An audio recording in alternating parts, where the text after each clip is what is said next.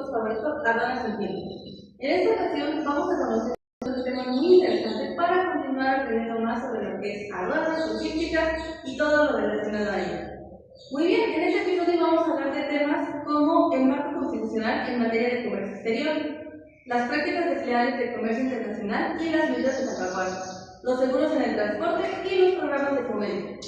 Como siempre, con esta persona me encuentro acompañada de grandes personas, excelentes ingenieros de logística, son expertos en su área y me gustaría que se presentaran. Hola, ¿qué tal? Es un gusto volver a estar acá. Mi nombre es Rosa y qué gusto volver a estar con ustedes. El gusto es mío, Rosy. Mucho gusto, un placer volver a estar acá otra vez con todos ustedes para apoyar a nuestros televidentes y aportar más. Mucho gusto, otra vez agradezco que me hayan podido invitar a este casino. Ya fue el tercer y ya los últimos episodios. Ya, vamos a mover de camino. Muchas gracias y es un gusto estar con ustedes. Hola, Cristina, muchas gracias por invitarme de nuevo. Es un honor para mí estar en este podcast. No, gracias a ustedes chicos por habernos acompañado otra vez. Y bueno, ahora sí, sin más preámbulos, vamos a dar inicio a este capítulo de su podcast, Aduanas sin Filtros. Muy bien, como ya les he comentado, tenemos un montón de temas para tratar el día de hoy, así que vamos a empezar con lo primero. Para ir entrando en materia y calentando motores, vamos a hablar sobre el marco constitucional en materia de comercio exterior. Como ya sabemos, las leyes en México son muy importantes y todo se rige por lo que es la Constitución. Entonces, a partir de la Constitución, en la Constitución vienen artículos respecto a todos los temas posibles habidos y por haber. Y en el caso del comercio exterior hay varios artículos que son los principales y que son los que nos rigen y los que dan pie a todas las demás leyes. Vamos a mencionar algunos y vamos a hablar un poquito sobre ellos para ir entrando en materia. Muy bien, tenemos el primer artículo, que es el artículo 131 de la Constitución. En su párrafo primero establece que es facultad privativa de la Federación gravar las mercancías que se importen o exporten o que pasen de tránsito por el territorio nacional. Básicamente, como les comentaba, este artículo se considera el primordial en lo que es materia de comercio exterior, en el caso de la Constitución. Como habla el artículo, se trabaja lo que son este artículo te da facultad para que el Estado pueda poner almacenes, pueda traer mercancía, la mercancía pase, la mercancía salga, etcétera, etcétera. Es lo que le da el poder. Se le confiere al Estado, cuando le habla del Estado se refiere a dos cosas: al poder ejecutivo, que es el presidente, y al poder legislativo, que es el Congreso. Básicamente es todo esto que tiene que ver. Y hay otro artículo, bueno, este mismo artículo sigue estableciendo lo que les comentaba, que el Ejecutivo podrá ser facultado por el Congreso para aumentar, disminuir o suprimir las cuotas de las tarifas de exportación e importación, expedidas por el propio Congreso, y para crear otras, así como para restringir y para prohibir las importaciones, las exportaciones y el tránsito de productos, artículos y objetos, cuando lo estime urgente, a fin de regular el comercio exterior, la economía del país, la estabilidad de la producción nacional, o de realizar cualquier otro propósito en beneficio del país. Como ya les comentaba, se supone que todas las leyes las da el Congreso. Todo lo que es impuestos, todo lo que va a poner, el Congreso es el que se encarga de decir esto sí, esto no, aprobado o desaprobado. En el artículo 4, aquí viene algo un poquito interesante, el artículo 4 establece que no puede haber, ¿cómo decir? Que un poder no puede hacer el trabajo de otro. Recordemos que en México se dividen en los poderes, ejecutivo, legislativo y judicial. El poder ejecutivo no tiene facultad de hacer lo que hace el legislativo, o sea, de expedir leyes y que se aprueben hacia al sector. Cuando el presidente quiere expedir alguna ley o reforma, el Congreso tiene que primero aprobarla. En este caso, aquí hay una contradicción, porque este artículo le da poder al Ejecutivo de decir, ok, vamos a poner aranceles a esto, y los pone, sin que el Congreso tenga que pasar primero por la revisión, que se acepte en el Congreso, que se expidan el dos, no, o sea, el presidente dice, yo quiero poner esto, y lo pone. Aquí hay una pequeña contradicción, pero eso las leyes se hacen y cada quien las maneja y las interpreta como quiere. De ahí que este artículo resulta importante porque es el que da poder para todo lo que se trate de comercio exterior, aranceles, cuotas, etc. Y bueno, continuando con esto, tenemos también el artículo 133, otro de los más importantes.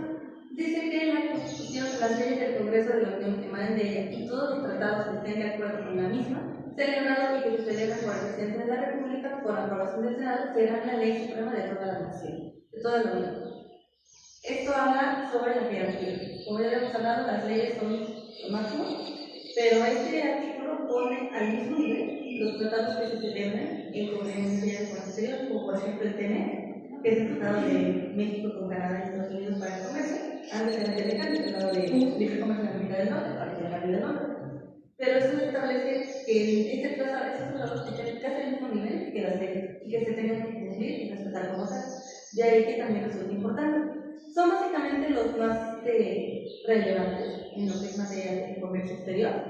Hay otros, son muchos, pero vamos a hablar de nada más de esos dos para ir entendiendo un poco de qué va. ¿Ok? Y bueno, ahora vamos a pasar al siguiente tema, que son las prácticas desleales de comercio internacional y las leyes de acuerdo. Primero vamos a hablar sobre qué son las prácticas desleales de comercio internacional. Esas prácticas dicen, se considera prácticas desleales de comercio internacional la importación de mercancías en condiciones de discriminación de precios o de subvenciones en el país exportador, ya sea en su origen o en de procedencia, que causen daño a una rama de producción nacional de mercancías idénticas o similares en los términos del artículo 39 de esta ley. ¿Quién nos puede comentar un poco más sobre esto? Bueno, estos dos es muy importante porque es como que protege principalmente la economía del país. Hubo dificultades, por ejemplo, cuando un país apoya económicamente a otro en la producción del maíz para que salgamos un producto más rápido y exporte y además, y eso causaría un poco de que agarre la economía por la producción del país de que produce México. Claro. Sobre eso, hay otro ejemplo que habla de doping, que es un método de, ¿cómo se llama? Sí, ya, de protección. De protección cuando una empresa es para ver cómo funciona esto. Cuando una empresa, por ejemplo, que fabrica bicicletas, que vende, produce, cuando le llega mercancía desde el extranjero y las salen más baratas que de peor calidad y que se ven a un menor precio,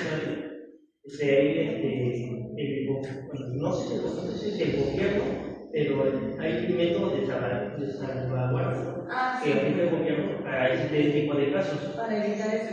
Sí, de hecho, no sé si recuerdan que hace un episodio hablamos sobre el daño que era también como medidas de protección, no resuelvo bien aquí, medidas regulatorias no arancelarias.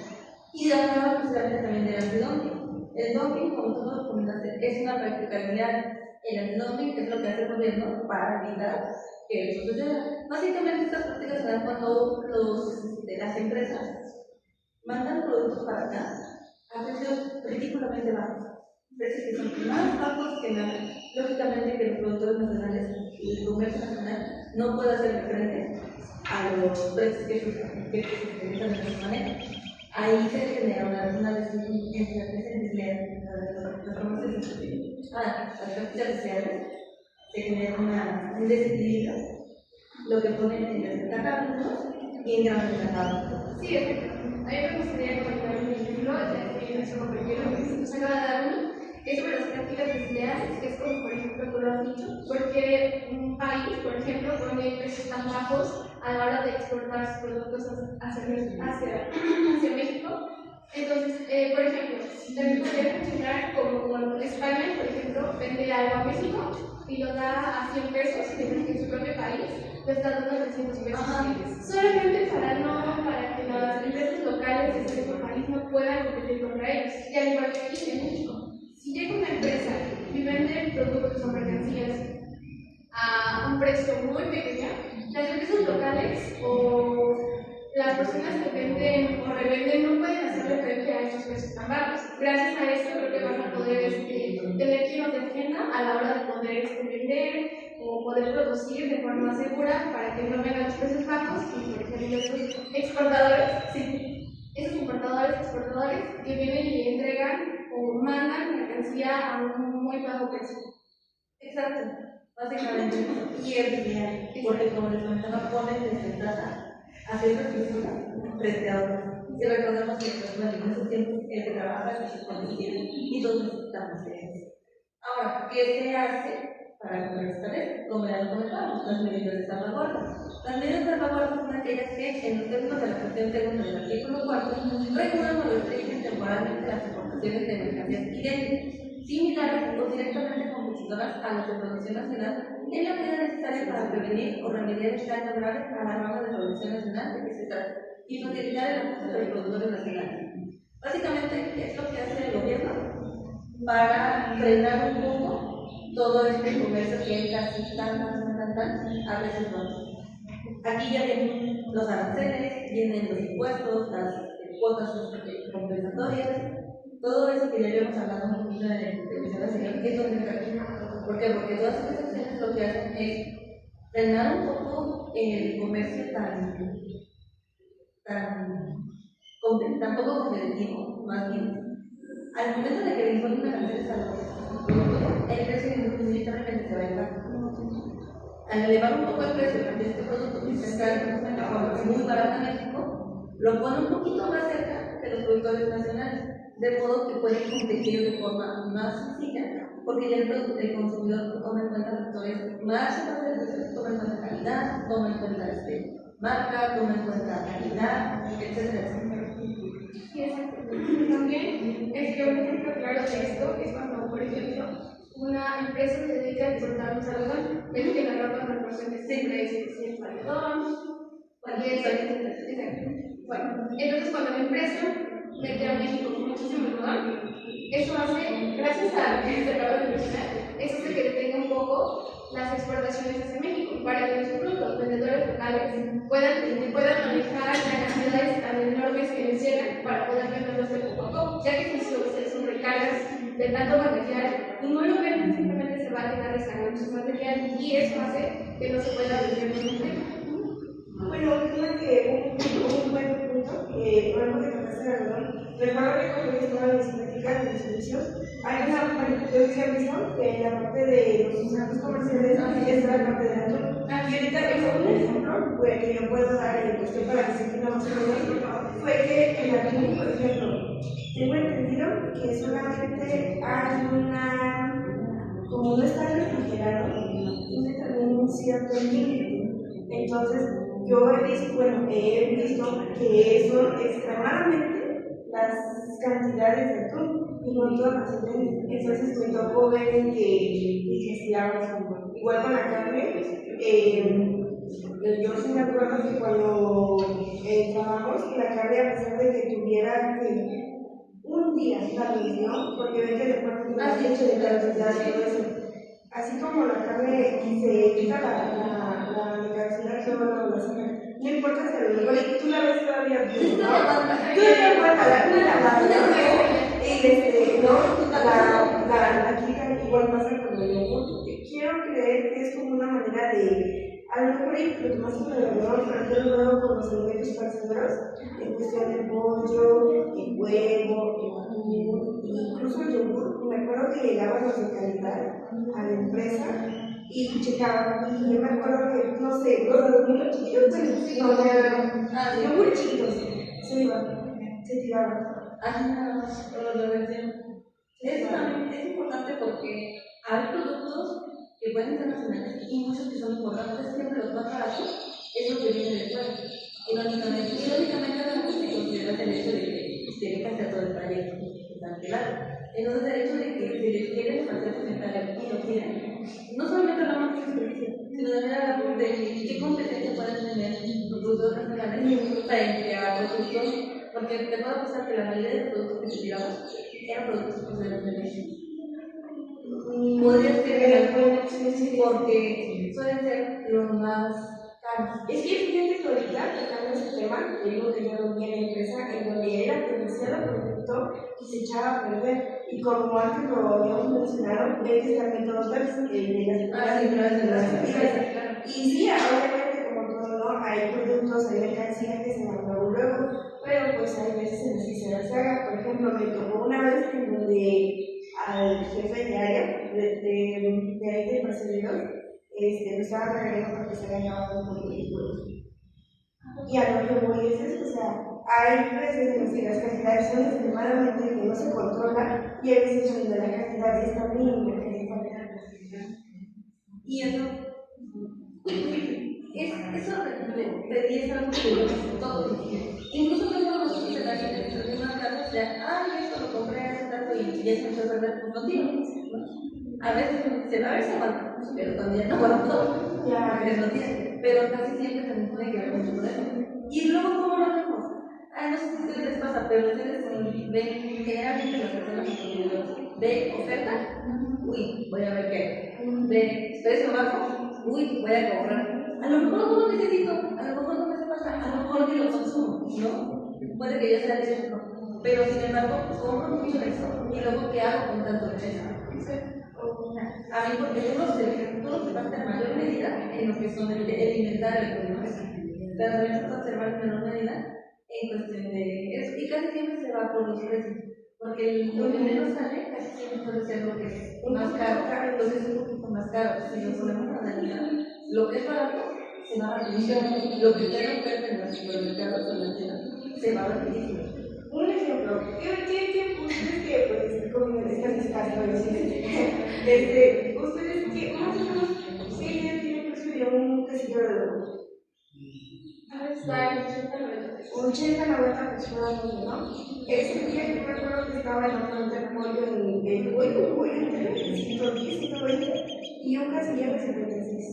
No, pues obviamente porque es más barato. Sí, es más barato. Y volvemos a lo mismo, cuando se trata de productos que son, por ejemplo, a nivel nacional, la gente ya no se observa si es información, si es el proceso, la gente se lo hace, sobre todo por el por hoy, porque pues no alcanzan los dinero, el salario, entonces la gente se va a crecer. Por eso muchas empresas extranjeras se aprovechan y dicen, vamos a vender en México porque México se vende bien. ¿Por qué se vende bien? Porque como es barato, el mexicano lo consume. ¿Le haga falta? Como el huevo. ¿O no le haga falta? Sí, México tiene eso de que es que produce, pero no consume. Produce y consume. México es tiene un equilibrio, pero también como que produce mucho y también consume. E incluso, si luego se ponen a observar, hay muchas veces que lo que México produce no se consume acá, lo consumen fuera. Un gran ejemplo es el aguacate. ¿Quién es el mayor consumidor de aguacate mexicano? Es Estados Unidos. En febrero, que viene siendo nuestro mejor salón. Tienen las noticias, mandan aguacates al por mayor para allá. El más bueno de lo mejor de la cosecha se va para allá. Casi no se queda nada en México. Y en ese tiempo, en eso aquí en México, el aguacate se encarece. ¿Por qué? Porque no hay producción suficiente para que se la demanda. O luego vienen trayendo, por ejemplo, México también produce petróleo, pero México no lo produce combustible. Entonces México vende petróleo, pero a la vez tiene que comprarlo. Tiene que comprar el petróleo ya refinado, ya producido, para poderlo utilizar en lo que viene siendo la gasolina. Entonces produce e exporta, pero al mismo tiempo es consumido y tiene que comprar cosas que vienen de fuera. Por eso es que en México el comercio exterior es el celular, básicamente el pilar de su economía, porque es la mayor parte del PIB per cápita de México anualmente. Sí, me parece bastante increíble porque ahorita que lo vemos de esa forma, es como nos quejamos a veces para las personas que tienen pequeños locales, se quejan de porque se exporta mucho, pero también nos dan cuenta de que las empresas grandes, por ejemplo, son también las que venden hacia afuera del país. Y es bastante bueno porque mi papá trabajó en un jornalero, entonces él dice que los jitomates, los pequeños son los que se quedan aquí, sí, para que se den al mercado, por ejemplo, a las tiendas pequeñas, etc. Pero los jitomates grandes son los que se exportan, entonces mandan siempre lo mejor de lo mejor para allá, para cualquier otro país, para que puedan consumirlo. Y es que nosotros nos acostumbramos a que está bien, porque de todas formas, depende o no, siempre hay para nosotros consumir también. Entonces no se llevan todos necesariamente, sino que se llevan lo mejor, pero también nos dejan una parte de nosotros para que la puedan consumir. Entonces, y bueno, vamos a pasar al siguiente tema, que se trata de los seguros en el transporte. Aquí dice, un seguro de transporte de carga es el contrato por medio del cual el asegurador asume los daños y pérdidas materiales imprevistos a los objetos transportados en caso de traslado por vía terrestre, aérea o marítima, para no ser justificado de prestación. Creo que todos hemos hablado en muchos momentos del seguro. Todos hemos escuchado este término, esa palabra. Quien tenga, han dicho el seguro de vida, cuando compras un auto, y el seguro está, o ya lo incluyeron en las promociones. Muchas veces parece ser un gasto innecesario, porque pues, dices, no siempre lo utilizo, entonces estar pagando para que me lo retiren. Sin embargo, en cuestión de conversión, y sobre todo, esto viene mucho sobre todo para nosotros como logísticos, en cuestión de comercio, todas las mercancías que se mueven a través de mar, a través de tierra, a través de aire.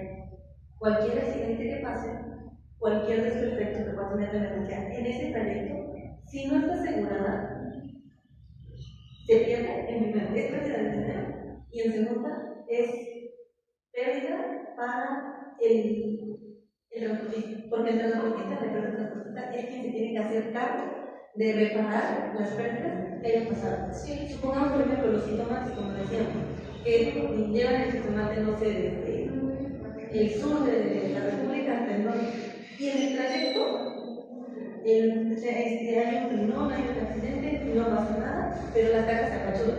Y entonces, por ejemplo, por lo menos una tercera parte de la mercancía se perdió, porque ya se apachurró, ya cortaron la caja, ya está apachurrada. Porque tienen que poner el otro. Y el productor, el vendedor, no aseguró su mercancía, le va a echar pelea al transportista. Y si el transportista tampoco tiene un seguro, no puede decir, no, es que no fue mi culpa. Es que ya venía así tu mercancía, o se pasó esto y esto. Puede ahí mismo hacer los seguros. Fíjate que, bueno, un tema importante fue eso de los seguros, precisamente porque quiero creer que siempre se ha dado en donde, pues, como todo, ¿no? A la hora de que el transportista libera la mercancía en los trailers y todo eso, ya los encontré, ya los aceptaron, el trailer ya se volvió. Entonces, como que es una pauta, el seguro es una pauta para respaldar esa mercancía y sobre todo tener la seguridad del transportista.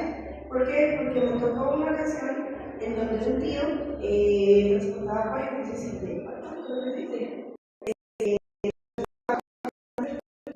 ¿cómo fue? No recuerdo bien si el trailer se rompió o si lo asaltaron, la verdad no. No le pasó. Algo así más o menos. El chiste es que la única manera, porque el pueblo, como todo, logística, como todos sabemos que es de urgente. Sí, las cosas tienen que ser urgentes. Para él. Entonces, me parece que la mercancía se estaba respaldada. Entonces, ¿qué fue lo que pasó? Que pues como es pollo y está en refrigeración, tenemos que tener en cuenta que un refrigerador tiene que tener ciertas temperaturas y también el pollo pues no puede estar todo el tiempo. No se levanta todo el día. Ok, entonces, ¿qué fue lo que pasó? Así como inmediatamente pasó la situación, ¿qué fue? Luego, otro camión. Necesito que llegue otro camión en este momento. ¿Para qué? Para que, no sé, trae hombres, trae lo que sea, para que la mercancía se pase inmediatamente. Y darnos cuenta que afortunadamente fue en la noche. Y pues el pollo, o sea, se sale del refrigerador, pero se vuelve a meter. Entonces, como que quedó allí. También en la noche, pues la temperatura siempre baja. Entonces, exacto. Entonces, el hecho de que no hacía tanto calor, pues el pollo no, ¿cómo se llama? Jugó a favor. Jugó a favor. Entonces, ¿qué es lo que pasa cuando el pollo se queda en refrigeración? Se queda un ratito, se descongela y luego se vuelve a refrigerar. Cuando se descongela, ¿qué pasa? Ya, entonces, exacto, es pérdida. Entonces, algo que sí fue muy de gran ayuda fue eso del seguro, y de la mercancía se puede cambiar y la facilidad con la que se hace. Sí, de ahí que es importante seguro. Y bueno, el seguro tiene varias modalidades, el seguro tiene varias modalidades, diferentes tipos de cobertura, como ya lo mencionamos, dependiendo del tipo de traslado, tipo de transporte que sea. Vamos a ver un poquito de alguna de ellas. Vamos a empezar con las modalidades y tenemos la modalidad eventual o sencilla. Esta dice que cubre el transporte de una mercancía bajo unas condiciones concretas y en una única ocasión. ¿Alguien puede hablar un poco más al respecto? Mira, fíjate que continuamos con lo que estaba contando la compañera. El seguro, bueno, aquí cuando la idea del seguro que tuvo que haber contratado dicha empresa de donde trabajaba, tuvo que haber sido, yo considero que tuvo que haber sido esta. Considerando el tipo de transporte de mercancía, que no sé qué tan seguido lo hagan ese tipo de transporte, el más adecuado sería el de menor sencilla, como ya traído de la definición.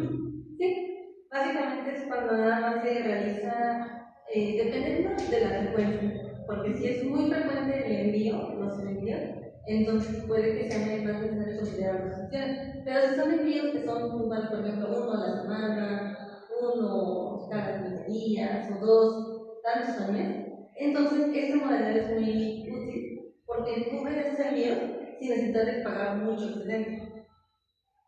O sea, básicamente estás pagando cuando realmente lo necesitas y le voy a mandar esto a esto. Un ejemplo, ¿saben cuál es? Cuando ustedes piden algo por paquetería, no sé si les ha parecido que dice seguro de mercancía. Son como 10 pesos, 15 pesos, 20 pesos los que están. La mayoría de los que están, porque están aquí. ¿No? O sea, me están pagando 20, me están pidiendo 20 pesos, para con esos 20 pesos me compro otra cosa. Pero, si tienes suerte, tu paquete llega todo. Pero si no tienes suerte y algo llegara a pasar en el trayecto y tu paquete se pierde, tú ya no tienes forma de recuperar tu dinero ni de recuperar tu mercancía, puesto que no pagaste el seguro.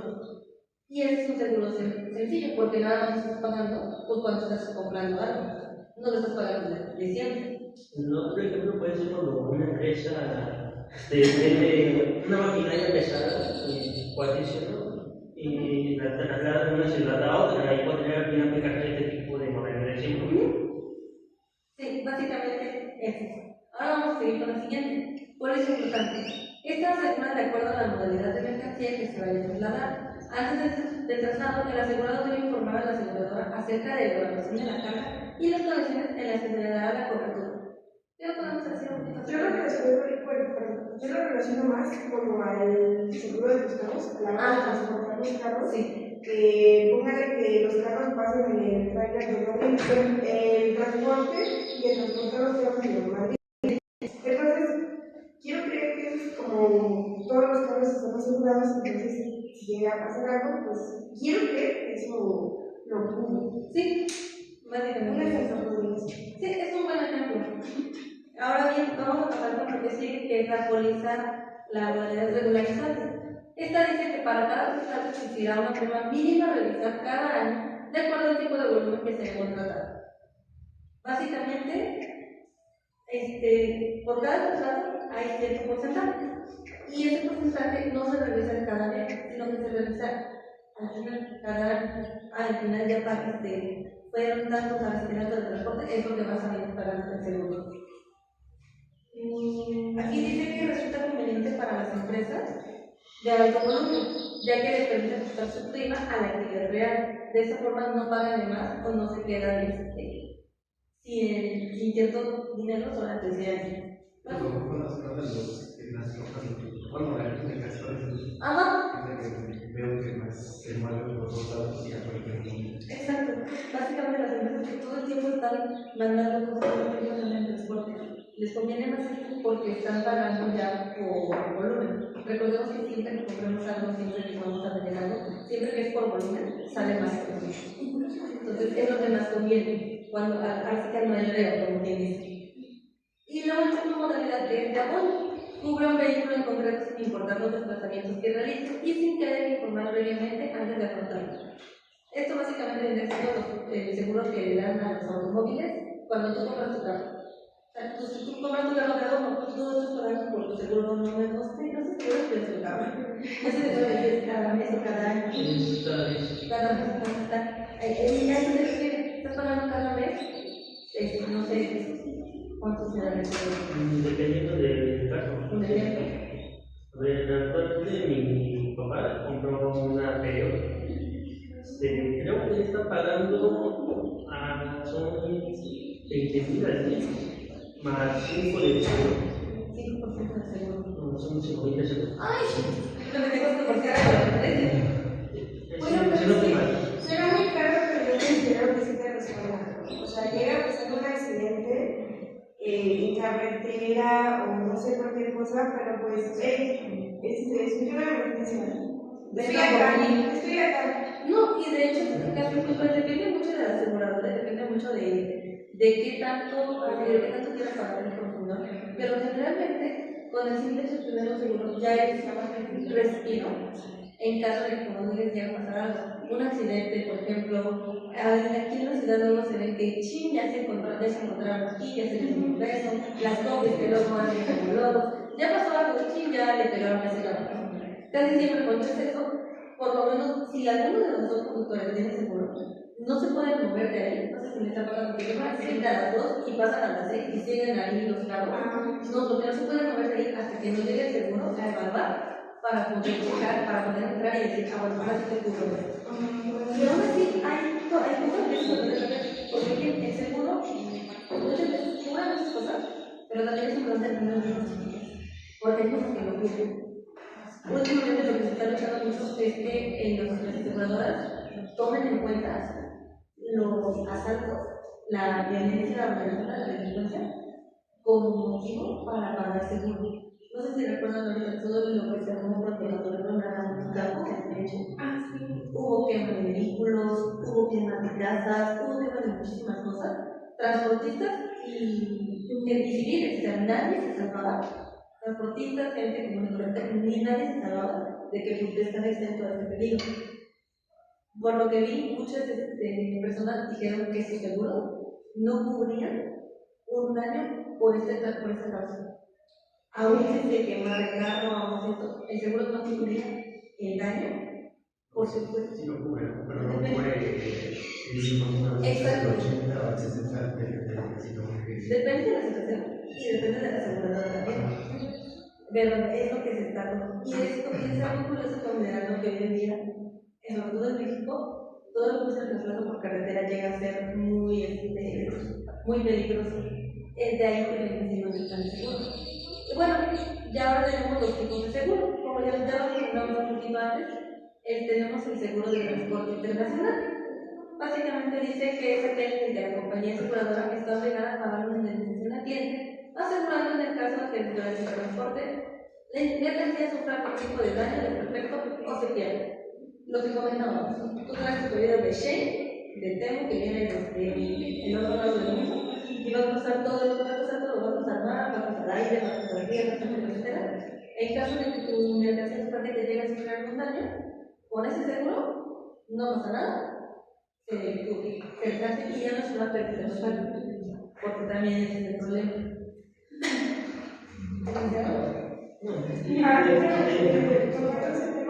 Yo me acuerdo que pues había un video en donde un barco, ¿cómo se dice? Un barco de embarque.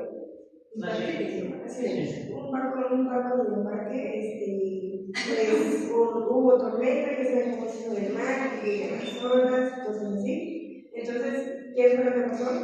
Que varios contenedores cayeron al agua. Y les digo que me salió un video donde decía que unos que estaban en el barco, creo que fue, no sé si la policía, no sé si policía, no sé, pero encontraron un contenedor que tenían iPhone, ¿se acuerdan? Es que yo se dije, wow, sí que... ¿Cómo se cayó? Sí, no, o sea, esto estaría padrísimo, pero pues sí. Y pues, ¿cómo se llama? Apple, pues no sé, hace una cosa más grande, pues obviamente que... Sí, tiene que ser todo esto.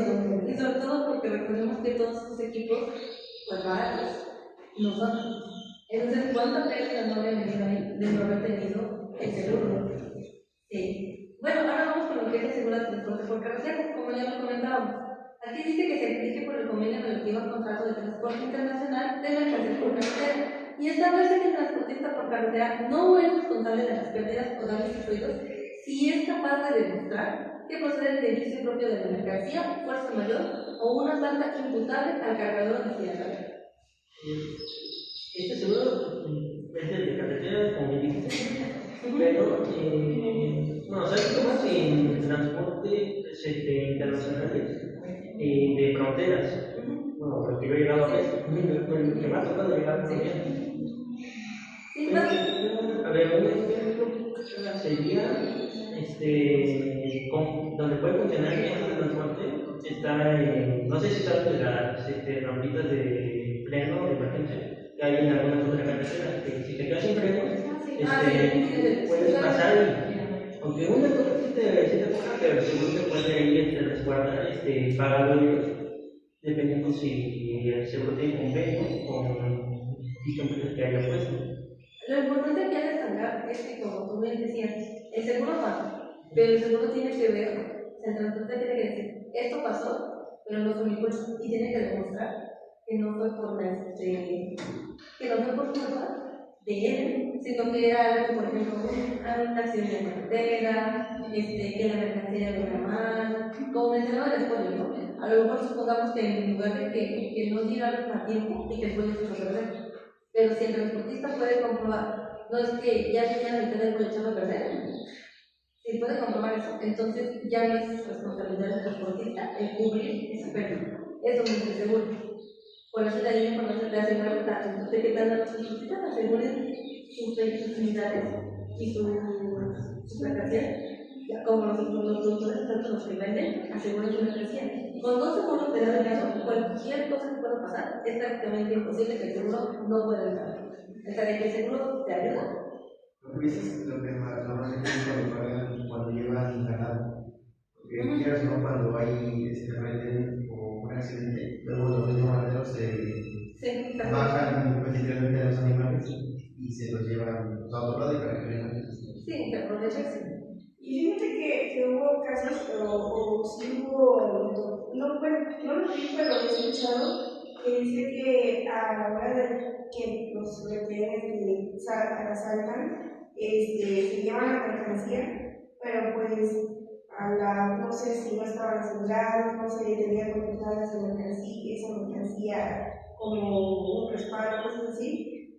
Escuché o más o menos entendí que hubo casos en donde la empresa hacía responsable al transportista. Entonces te imaginas que en el trailer del contenedor del trailer, entonces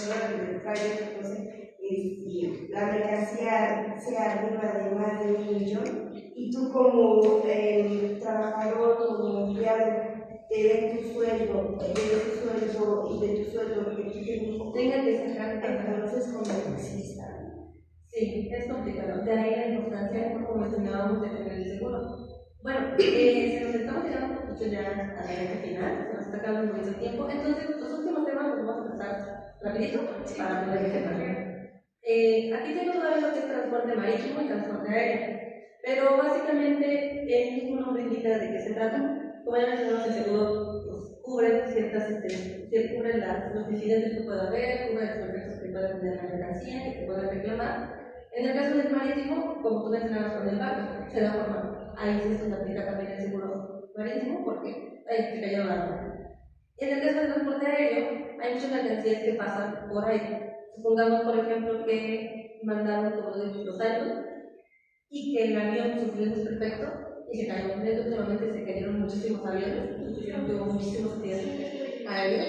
Entonces, si llegara a pasar eso, que se caiga la nave y la mercancía se pierde, ahí es donde el seguro cubre una parte o cubre todas, dependiendo de qué modalidad sea, dependiendo de lo que se compruebe, pero ya no es una pérdida completa para el productor, porque de perder el 100% de la mercancía o incluso más. Ahora está recuperando, por ejemplo, que será por lo menos el 50%, por lo menos el 70%, ya no es una pérdida tan grande y todavía pueden solventar esos gastos. Y bueno, finalmente tenemos lo que son los programas de fomento. En México existen varios programas de fomento al comercio exterior creados por el gobierno, que sirven para impulsar la economía del país y favorecer a las empresas que realizan operaciones de importación y exportación. ¿Qué nos pueden decir un poco sobre esto? Afortunadamente, el gobierno, como siempre, haciendo bien, Claro. estos justamente los programas de fomento son programas que el mismo gobierno ofrece a las empresas exportadoras, más que nada, es como un apoyo para poder identificar el hecho de que ellos pueden sin grandes problemas, sin algún detalle. Entonces, el gobierno es donde entra y esos apoyos. Yo por lo que vi es que el gobierno da esos apoyos precisamente para que los productores, las empresas, se animen, como tú dices, a entrar al comercio internacional. O sea, de que a lo mejor nada más explotan, pues así que lo que es su región, pero bueno, tú tienes potencial, tienes la capacidad de hacerlo, porque no eres uno que te dijo, mira, te doy el apoyo. Te doy entrar en este programa, te puedo ayudar y con eso vas a ampliar tu dinero. Y sí, realmente llega a ser muy útil. Hay diferentes tipos de programas, vamos a ver algunos más importantes. Aquí dice el programa de la industria manufacturera, maquiladora y servicios de exportación INDEX. Permite a los productores de mercancías y a las empresas que prestan servicios destinados a la exportación importar diversos bienes. Los beneficios de este programa de fomento del comercio internacional son clave para que puedas reducir los gastos de tu empresa maquiladora. Sería más que nada como cuando una empresa importa lo que hizo las telas para así poder hacer playeras o cualquier otro tipo de prenda sin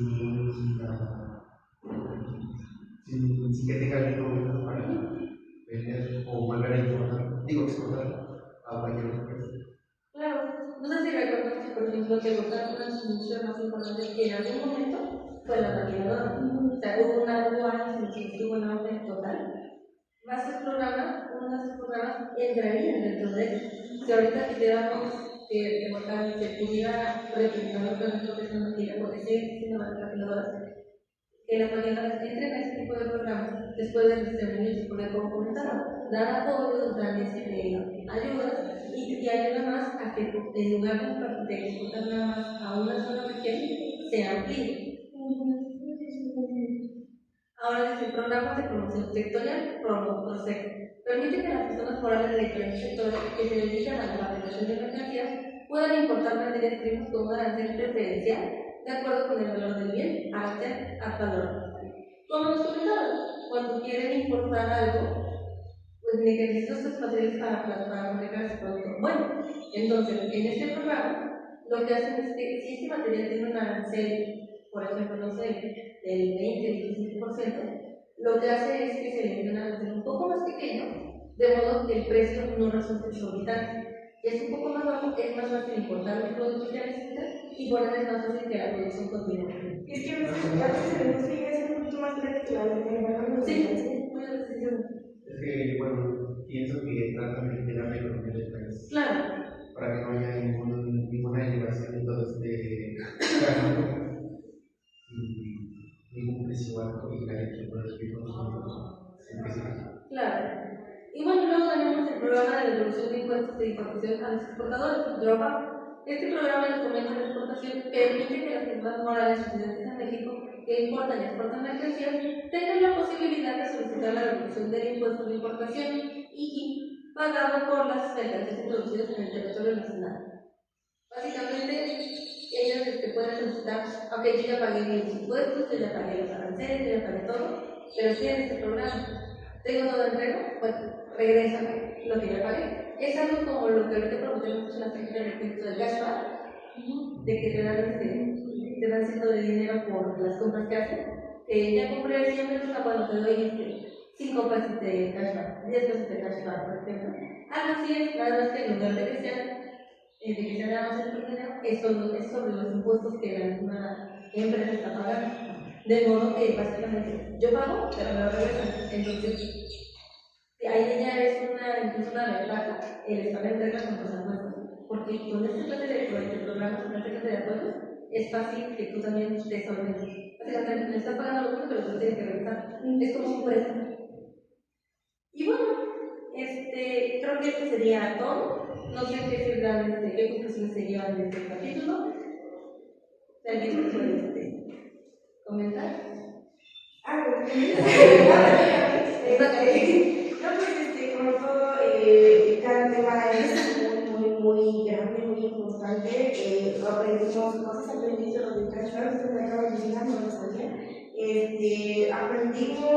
Considero que aprendimos y nos damos una idea de cómo son las situaciones en la actualidad en México.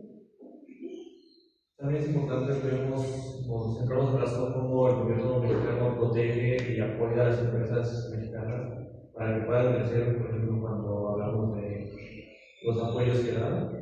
Y es muy importante porque muchas veces cuando no nos vamos a decimos que el gobierno no apoya nada, cuando ciertamente sí es así. Mira, como tú dices, sí, compañero, el gobierno muchas veces actúa a beneficio de las empresas mexicanas. Y hay más temas y bastante información que lamentablemente no alcanzamos a decir. Sí. Pero como bien quería decir hace debate que se me había pasado, hay métodos de salvaguarda, también cuando el Estado limita las exportaciones de productos y esto es algo que apenas descubrió hoy mismo. Cosas que no sabía, que se hablaban de aquí y me puede llegar a decir. Bueno, yo diría que es importante todo esto y más que nada el gobierno no tanto quiere cuidar bueno, sí cuida la economía, pero quiere proteger más a las empresas extranjeras porque quieras o no son las que traen más dinero a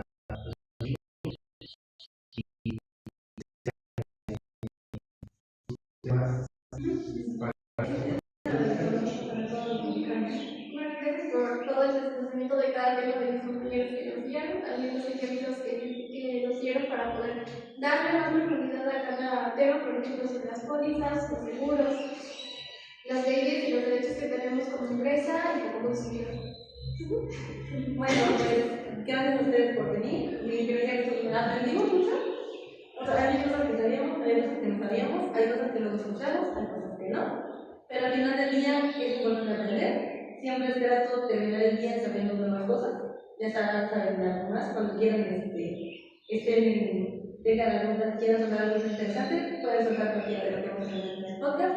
Y bueno, hemos llegado al final de este capítulo. No olviden suscribirse a nuestro canal para enterarse de los siguientes capítulos porque todavía tenemos mucho más por contar. Esto fue Aduanas Sin Filtro.